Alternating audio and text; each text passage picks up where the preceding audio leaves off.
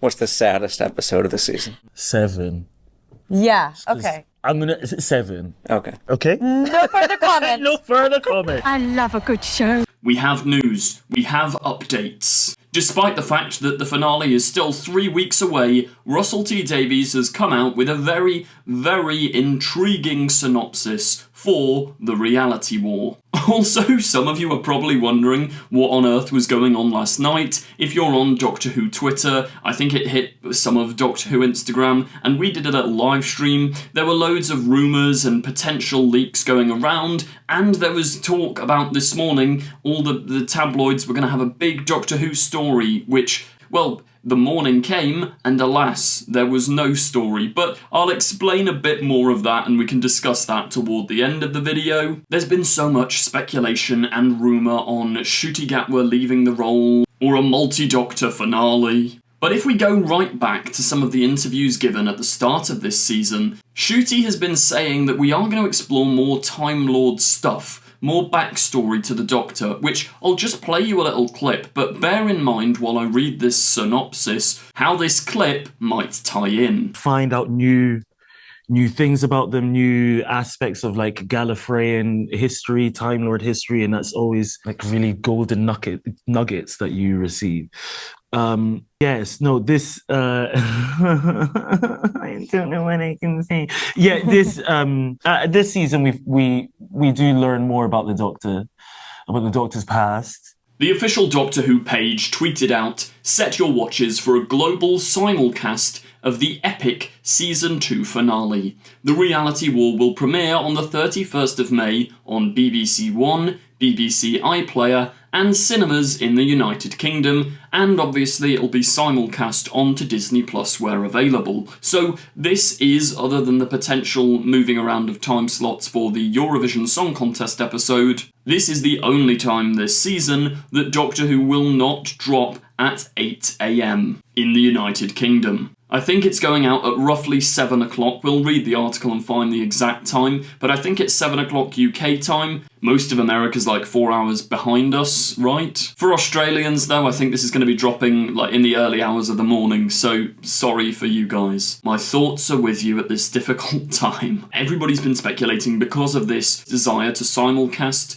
that we're probably going to get some huge revelations and a potential regeneration. But let's actually read this article. Following a cosmic journey of twists and turns as the Doctor attempts to get Belinda home, the epic Season 2 finale of Doctor Who will premiere simultaneously on BBC One and BBC iPlayer in a primetime evening slot on Saturday the 31st of May, and in over 450 cinemas across the UK and Ireland. Now, last year, the Empire of Death in cinemas made the BBC an absolute ton of money, so I can completely see why they're doing this. It's a very smart marketing decision. I'll also be interested to see how this affects the viewing figures, because obviously a bunch of viewing figures will be taken away because people are watching it in cinema, but also, if Doctor Who isn't dropping on iPlayer at 8 AM, and people know it's coming in a primetime slot, will it increase the viewership?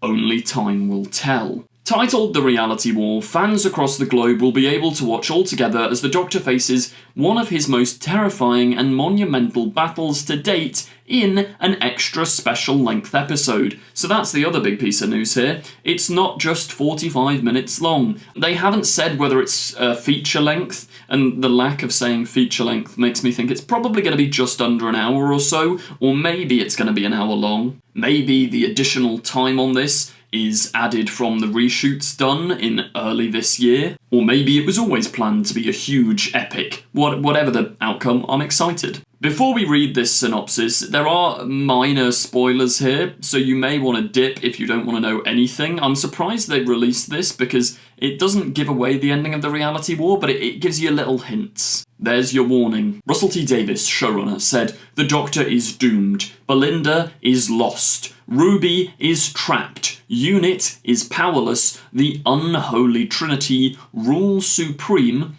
So there you go, the unholy trinity mentioned again. Who they may be, we shall theorise on in a moment. I think Mrs. Flood's got to be at least one of this unholy trinity. And the underverse is rising. What on earth is the Underverse? We'll discuss that in a minute as well. And now we can all experience this devastating climax together, all at the same time, with a unique worldwide premiere. I can promise shocks, scares, and revelations off the scale. Come and have fun. So there you go. We now know at the end of Wishworld that Belinda's going to be lost somewhere. Where Belinda is, who knows. Ruby is probably trapped in this underworld, underverse. I reckon this underverse is probably Conrad's version of reality. He says to the Doctor in Lucky Day, like, I deny your reality.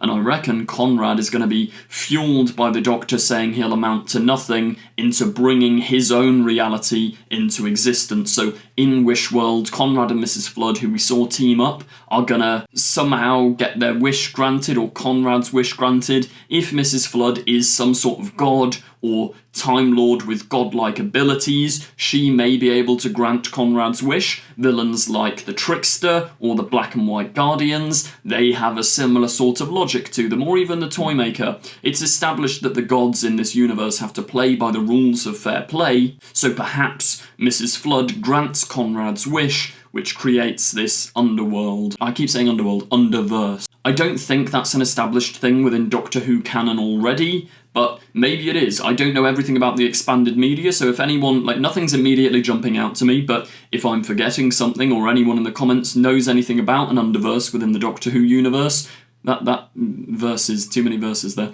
but comment it down below. Obviously, we've talked before about this unholy trinity idea. I think judging by Shooty's comments, which I played at the start of the video, delving into the Doctor's past and Gallifreyan lore, I reckon there is a strong possibility it's like the three founding fathers of Gallifrey as such. Omega, Rassilon, and Tecteun, or the other, probably the other. The good thing about the other is you can kind of create any villain or any character and it's still a return. Perhaps Mrs. Flood is the other. For those of you who don't know, those are I've basically explained it. It is what it says on the tin. Those three are like the three that basically formed Gallifreyan civilization as we know it. So Mrs. Flood very well could be this mysterious other. We could have Rassilon come back, because you've got to remember, Rassilon did survive. Rassilon was kicked off Gallifrey, so he's probably still alive and kicking somewhere. I also wouldn't be surprised if, tying in with Lucky Day,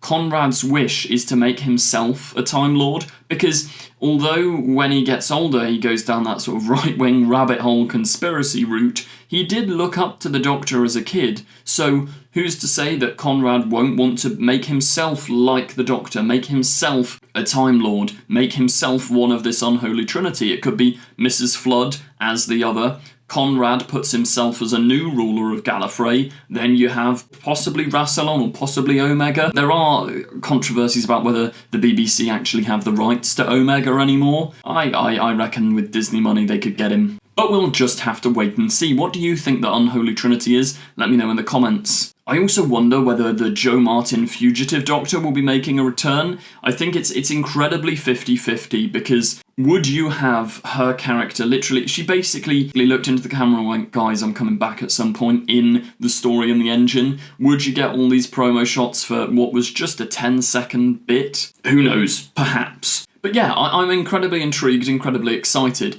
The other, now this is going into conspiracy theory territory, okay? Probably not correct, but tying in with all these big leaks and rumours yesterday, I'll explain a little bit of that for you guys. Basically, there is a guy who is a relatively reliable leaker. He's said some things in the past, I think on Reddit and in comments of this channel, that were accurate to what happened in the show. So like, he predicted Belinda's star certificate, he predicted the fans in Lux, he predicted the Midnight sequel, and that was all before the season came out. So he's got to know at least something. This guy commented yesterday saying something about like, oh, watch the BAFTAs, there's going to be a big announcement for Doctor Who. So judging by his potential track record, people started to think perhaps there will be news. But I think what might have happened here is that the BBC have been very smart. If they want to identify this leaker,